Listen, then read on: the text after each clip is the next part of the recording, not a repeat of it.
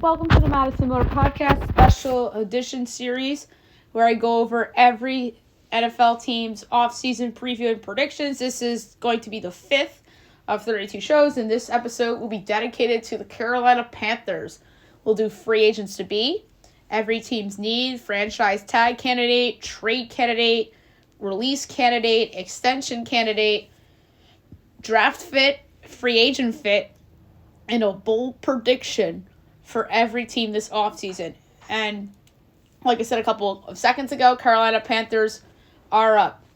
So, notable free agents to be: DJ Shark, wide receiver; Deshaun Williams, defensive end; edge rusher Brian Burns; inside linebacker Frankie Luvu; outside linebacker Yader Grace-Matos; cornerback Troy Hill; long snapper J.J. Jansen; and corner Jeremy Chin.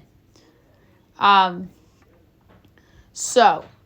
needs: wide receiver, guard, center, defensive end, outside linebacker, inside linebacker, cornerback, safety. This team is undoubtedly the worst in the league, probably.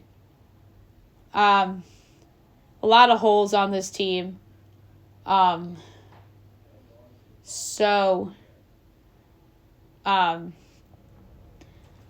going to have to be busy.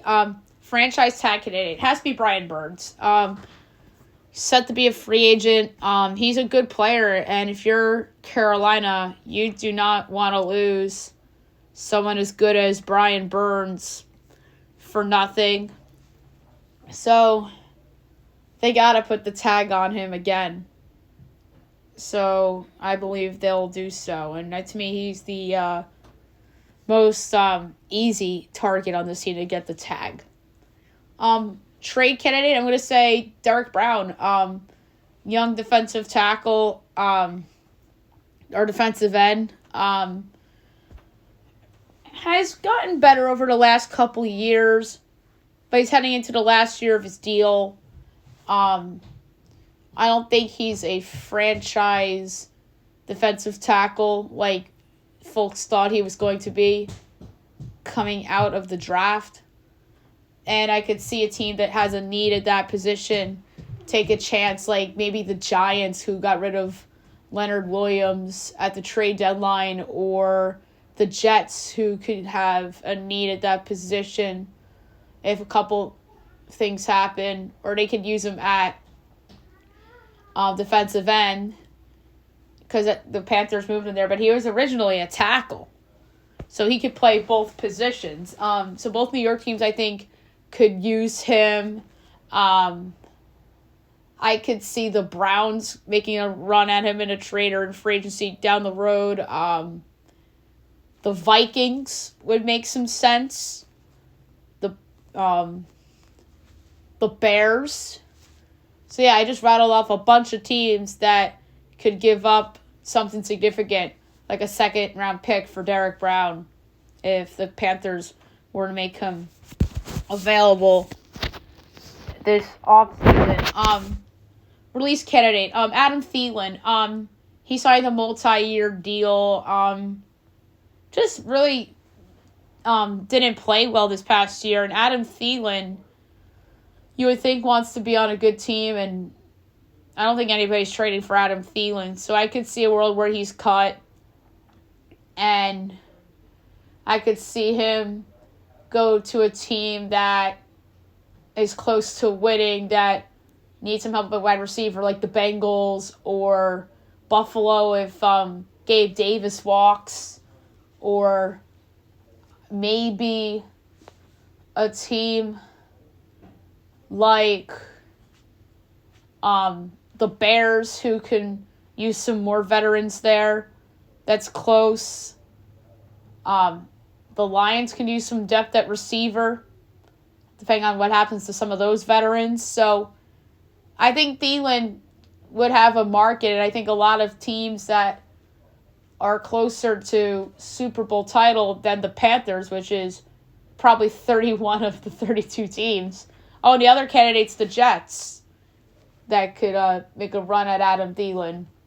with Rodgers back in the fold. And you know how Rodgers is with the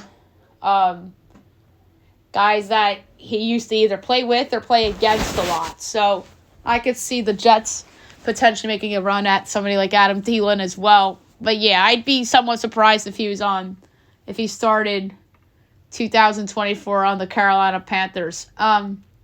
Extension candidate, J.C. Horn. Really good young cornerback who really, I believe, has potential to be a CB1 for a while. And he's still very young.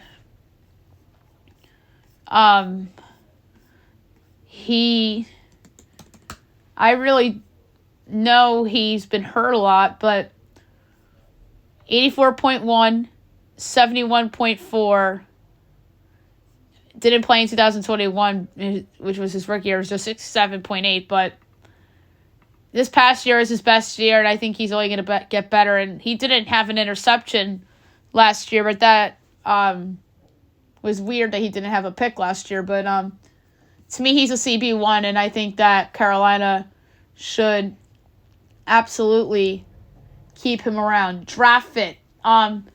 Darius Robinson out of Missouri. This team obviously has the 33rd pick in the draft, and they do not have a first-round pick, which sucks for them because they traded it to move up to get Bryce Young, which looks awful right now considering how good C.J. Stroud was on the Texans. But Darius Robinson, they have an edge, a need at that position. Darius Robinson should be a second-round pick. So I do believe that Robinson and Carolina would be a good fit. Leonard Taylor would also be a good fit there. Ennis Rakista, I think, would be good. Troy Franklin, Chris Braswell, Roman Wilson, Garrett Cooper. A lot of these guys would be good fits there. Jonah Ellis of Utah. Jeremiah Trotter of Clemson. Jalen Polk of Washington. So I think a lot of these guys in the second round that I think would be good second-round picks would be really good with Carolina. Free agent fit.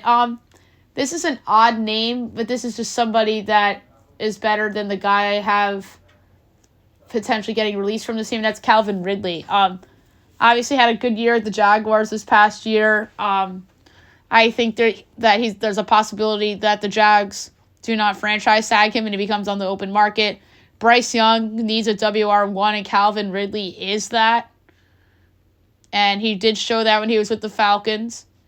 And he showed it this past year on Jacksonville. He has a ton of upside. I think that the Panthers are a team that could give him the bag.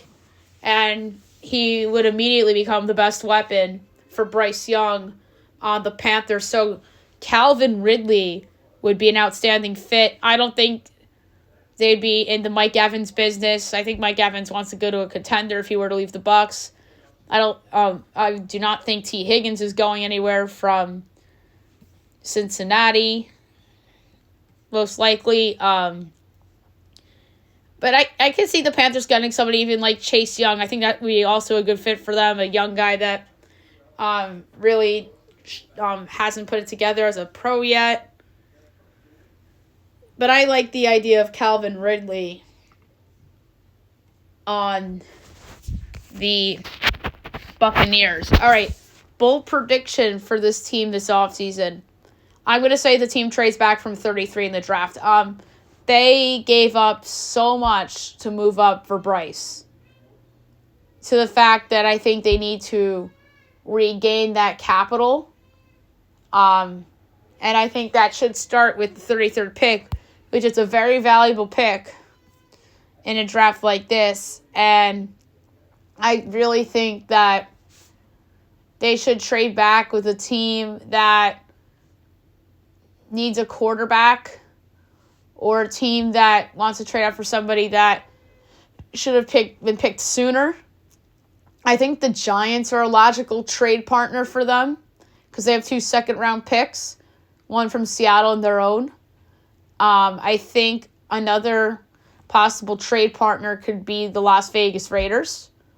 I think that another possible team to be a trade partner with Carolina is the Denver Broncos. I think that Atlanta could be one. I don't see it being New England or Washington. It would be weird if the Bears were that team, but you never know. But yeah, I think there's a lot of teams, especially quarterback-needy teams. Maybe New Orleans. But yeah, so I absolutely do think that the Panthers should trade back from 33. They'll get a lot for that pick, and they'll get multiple seconds and potentially a third or a fourth in this draft and in next year's draft. So I think that 33rd pick can net Carolina somewhat of a decent return. And Seattle's another one that could potentially move up for a quarterback as well. If you mention the Giants, you got to mention Seattle, because those 2 quarterbacks that got paid in the offseason, if you want to throw in New Orleans and Derek Carr as well, those 3 quarterbacks that got paid, none of them lived up to their contracts. So I think all 3 of those teams should be in the quarterback market business. Potential futures to look at next year for the Panthers. Worst record. That would just be comical. They do have the worst roster right now. But then for worst record next year, I would consider taking a look at that hard.